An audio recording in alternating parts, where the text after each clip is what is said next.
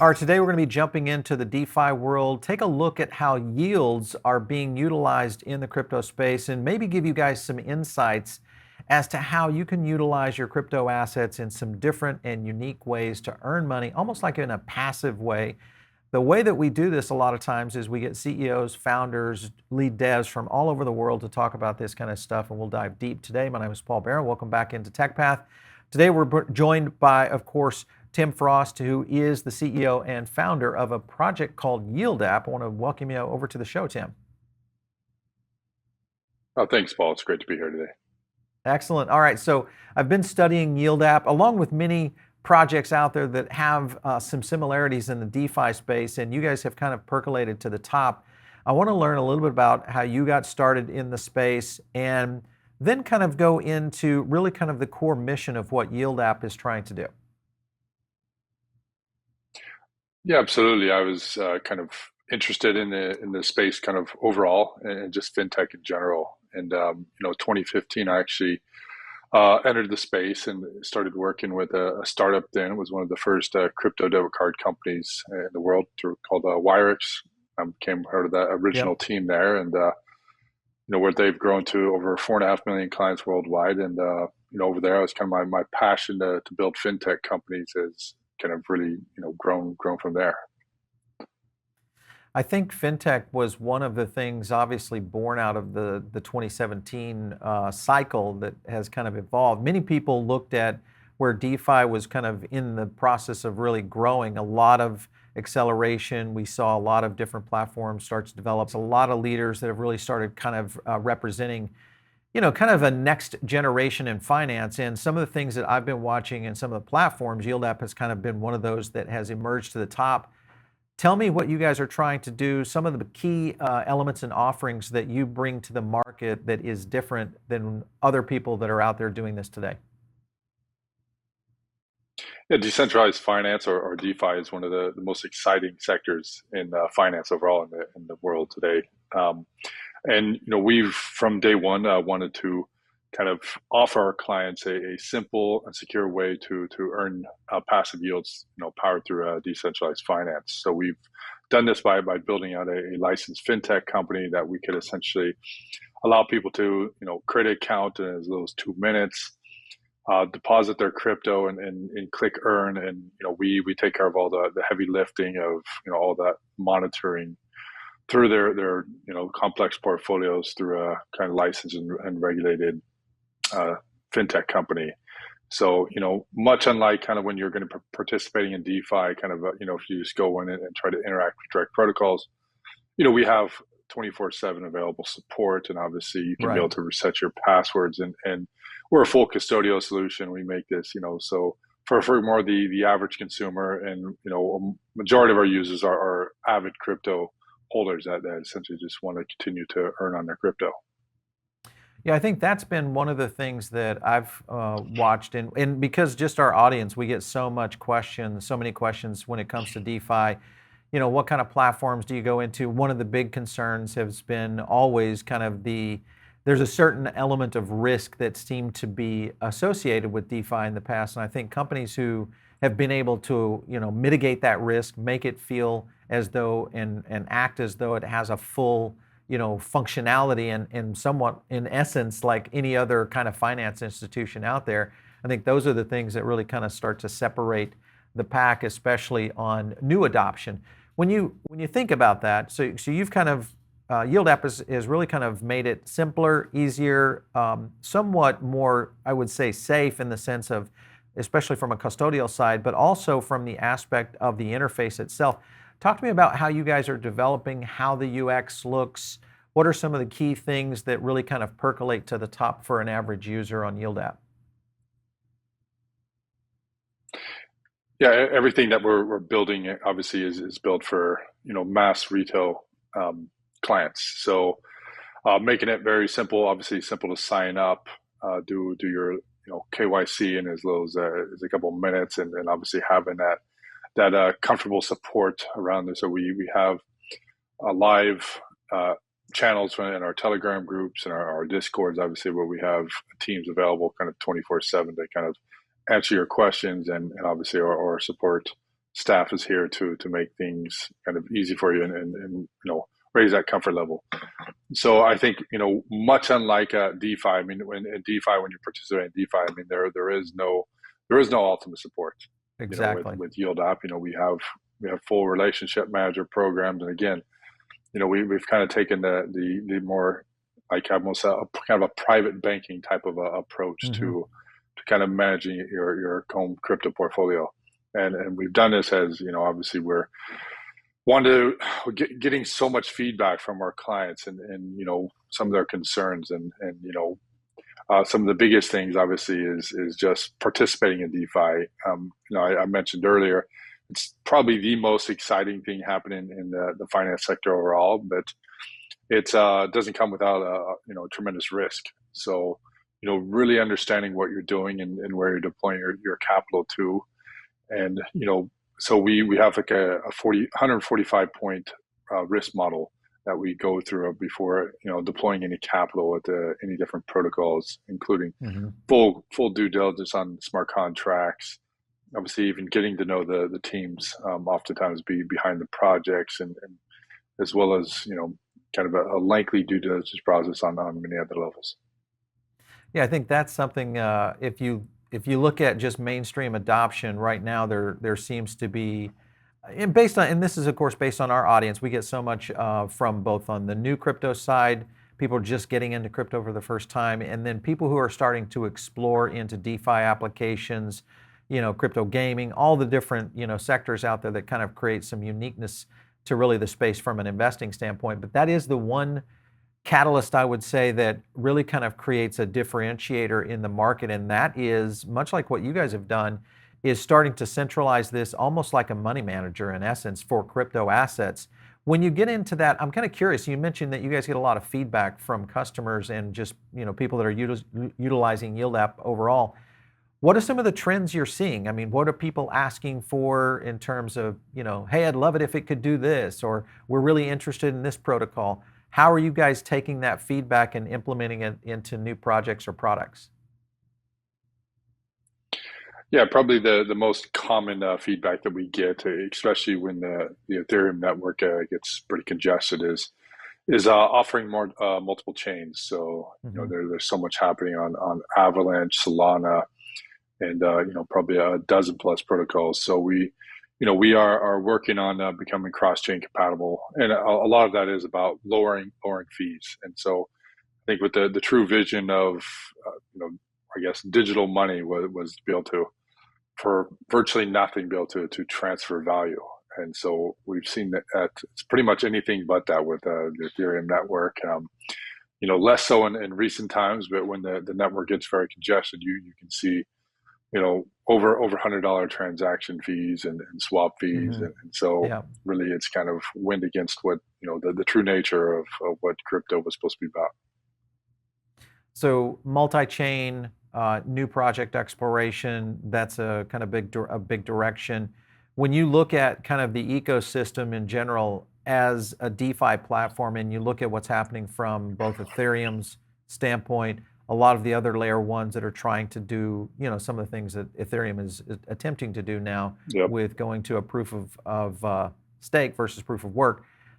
What are your thoughts on that? How do you see this playing out over the next, say, 2 years, where whether it's a Solana or Cardano or an AVAX, all of those playing in the same sand pit with Ethereum in platforms like what Yield App is doing? What do you think the future holds there?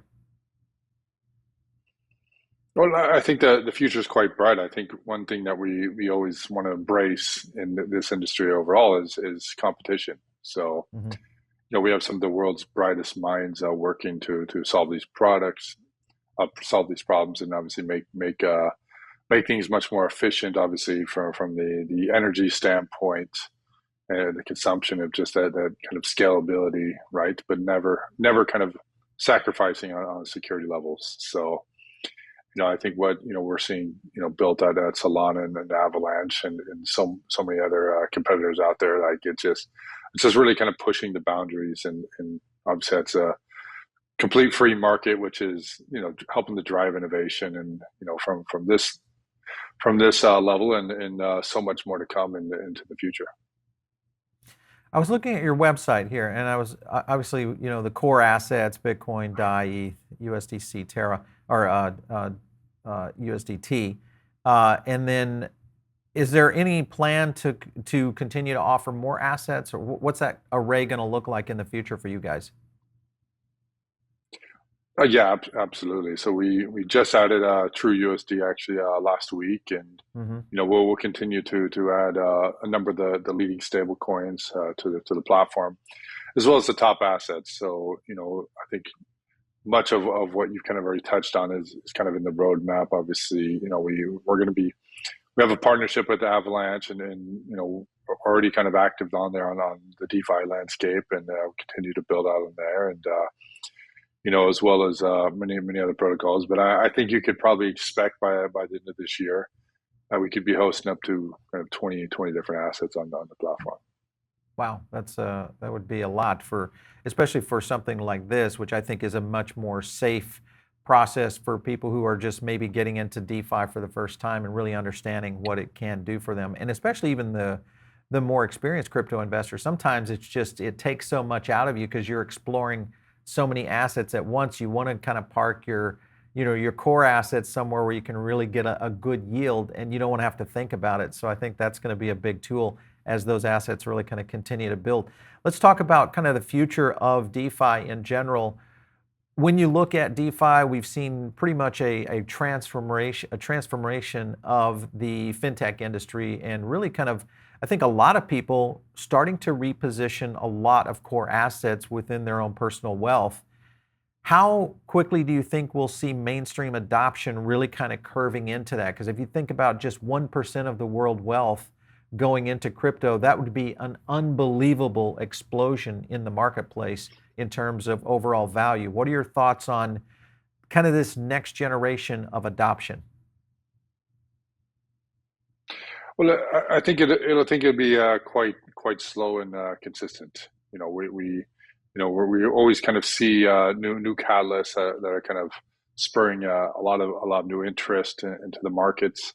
Right now, that's from everything I see, it's probably unknown what that next real big catalyst to that next new wave of people entering the market is ultimately going to be. But I think slow and steady. That's probably never what crypto's ever been about. But just continued growth. And I think, even when we have, like, I would say it's this, fairly a downtime that we're in, at least we're quite a bit down from all time highs. And this allows people to continue to build and innovate and, good products and keep pushing the boundary and on ultimately what's possible. So what we've seen in the crypto landscape, over the last 5 years is pretty. I mean, it's just kind of a night and day from where things were in 2017 to where they Yeah. are right now. Yeah, I think even though we still see a ton of people coming into our channel that are obviously new to crypto, and it's not just the kind of the crypto curious. Now we're starting to see some pretty diverse, demographics in terms of people who are starting to get interested in crypto in general. And DeFi kind of seems the general graduation of them moving out of holding a handful of tokens and then maybe starting to look at some yield opportunities with DeFi. Staking strategies. Let's talk a little bit about that. You've been in DeFi and fintech for quite some time, so you've seen a lot in the space. What works, what doesn't work. What are some of the things that you would recommend in terms of ideas and strategies around staking, especially in this environment where you've got, inflation kind of coring up, you've got interest rates kind of starting to move a little bit. What are your thoughts around staking strategies? Well, I think for anyone looking to kind of enter the space, I would start with the major protocols, and that are time tested and have been around for many years. So whether that's participating in be able to lend on Aave, Curve protocol, Convex, Uniswap. I mean, I would consider just staying at a pretty basic strategies, at least to really get your familiarity. and why we believe these are kind of the staples of the industry overall, and the foundation that everyone continues to build on. So I would, if we're going to recommend anything, I think would be kind of start at the top, the ones that are going to be here in a decade to come. Yeah. I think that's one of the smart tips that we offer a lot is really kind of 80% of your if you are looking at liquid assets in digital currencies or in cryptos of some sort or projects within the blockchain, 80% should be in those core markets, maybe 10 to 15% in high risk and another 15% in kind of that moderate or 10% in that moderate risk. When you look at kind of I guess the evolution of where people are utilizing these kinds of overall strategies, is there any one category that you're seeing or potentially seeing as really growing in the next handful of years, especially as we start to see cryptocurrencies really become mainstream? I think in a lot of ways, both from awareness standpoint, but we're actually starting to see some use cases applied around the globe. What are your thoughts on what kind of categories of cryptocurrency could be, really excelling in the next, near future for more long-term investment? Yeah, I think the most exciting thing overall that's going to drive adoption is that sector that's been kind of crossing the chasm with billions of people worldwide are already participating on a pretty much a daily basis. That's Yeah. Hmm. gamification, right? People participating on their mobile phones or their their own home consoles. So it is quite exciting. We've seen a number of games, obviously explosion. I think that we've kind of been had that first big wave, and we're truly seeing people real innovators that are now working and coming up with games that make sense on an economical basis, that are going to be sustainable, and also kind of entertaining. I think one of the things that we saw in that first phase is people would just be playing to earn, right? And so how does that make that next leap of making these captivating games that do have economic models that are going to be both rewarding and people are actually addicted to, because the games are such an experience. So to me, I think that's the no brainer that's going to move the needle and probably get that to that billion people worldwide with overall involved in crypto assets, and that's Yeah. it's going to take a while, but I think that seems to be the most logical choice at this time. Well, and you're right. I mean, we cover the game sector a lot on one of our other shows. We get into obviously the kind of evolution of what we'll see in terms of digital assets within games and or other aspects, especially around NFTs. And I would agree that I think critical mass adoption is going to definitely roll up in some of those core centers, which makes people curious about how to utilize these digital assets in other ways. So then you get into, you know, the aspect of yield farming, staking, going and doing things like what you guys are doing with the Yield app. I want to get into kind of the scenario of, I wouldn't call this a bear market, but we definitely are a down market right now. We've obviously seen some slowness in the market, but we also have seen some great opportunities. When you look out across, say, the next year to 18 months, what are some of the things that you're watching that could be long-term horizon wins for, I think, cryptocurrency in general? Yeah, absolutely. I think that we're crypto is kind of a capture the attention of kind of government regulators worldwide, and it's really done that over the last couple of years. Right. And just keeping keeping an eye on kind of what's happening, obviously, and where this is all shaping up. But I kind of I'm a big firm believer in the staples of the industry, right? The bitcoins, the ether, and the top different protocols out there as the ones that you keep building on, and Yeah. that'll keep innovating and pushing the boundaries. So if I think Ethereum is still the largest open source development community in the world, and so many people that are contributing their lives, and obviously have been rewarded with financial gains from their sacrifices, which is Hmm. pretty phenomenal. But it's really kind of hard to bet against anything besides Ethereum and just that whole ecosystem that they've really accomplished over the last 7 or 8 years. Yeah, a lot definitely kind of leaning in on Ethereum, and especially as the ETH2 protocol starts to develop. We see a lot of good signs in what that platform is doing in terms of how the future might look for sure. Let's talk about last question to you, and I want to look kind of forward thinking.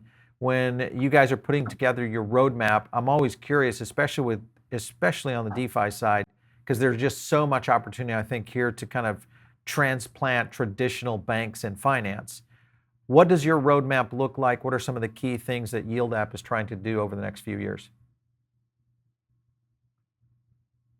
Well, we're building a DeFi. I mean, we've been a liquidity provider in the ecosystem, and as we continue to build our team, our goal is to start to really innovate in the sector. So beyond being that liquidity provider and working with different protocols, but actually looking to potentially build protocols ourselves. And so that's really what we'd love to get into. It's just a matter of finding that right kind of market fit for Yeah. ultimately what we're going to build. But I think there's tremendous opportunity. Majority of the industry has been forked and little innovation happening after overall. But besides the more stables, and I think we'll start to see the next wave of truly innovative protocols that are going to be launching here in the next months, and of course over the next years, as really the imagination gets really stretched at this point. Yeah, you just mentioned something that I've been talking about here on this show, and that is that we are really, I feel like in talking with the different founders, the lead devs, some of the marketing teams around the blockchain industry, we do hundreds of videos and interviews here every quarter. And one thing that I feel like, based on what I'm hearing so much from so many different founders, is that we seem to be on the cusp of something pretty special in blockchain, really much like what DeFi was in 2017 and really what gaming and metaverse has been in 2021. But we could be seeing some real innovation really starting to accelerate here in a lot of these categories. So it's interesting that you say that we're close on seeing some pretty interesting innovations for sure. So very cool stuff. When you look at, last question to you, and that is anything that you would say to a brand new crypto investor in terms of tips, ideas, obviously not financial advice, but just in general, they're always thinking about, should I go into traditional coins? Should I get into the altcoin side of things? Should I go into DeFi in different ways? Do you kind of blanket across all sectors, or do you kind of go into one? I would say diversification always is a good strategy, right? And obviously do your own due diligence, and but take a long term horizon. So Yeah. whether you're going to be holding kind of a exciting gaming project, or Bitcoin, Ether, whatever that is. And I think my biggest advice, and particularly why I created Yield App, is if you're going to be holding crypto, you might as well put it to work, Put it to right? work. It's like Yeah. holding cash under the mattress, right? So if you want to be earning on your crypto ultimately. So unlike cash, so we typically have appreciating assets. Yeah. But you should always be having your capital put to work. Yeah, for sure. I think that's the key there, is get your capital to work and get off the sidelines, and that usually solves itself as you start to see those things develop. Anyway, Tim Frost, great to have you on the show today. Thank you so much for stopping in. We appreciate it. Oh, thanks for having me. You bet. All right, so you guys are tuned in over on the podcast right now. Of course, this is the place that you can give us some stars and some likes over there on the audio version of the show, but the best place to get really kind of the 101 of not only these kind of CEO level interviews, but also a lot of our breakdown and analytics on what we do on tokens and some of the sectors within the market is right here on YouTube. Just search Paul Barron Network. You'll find us. Make sure and hit me up out on Twitter. It's @PaulBarron. We'll catch you next time right here on TechPath.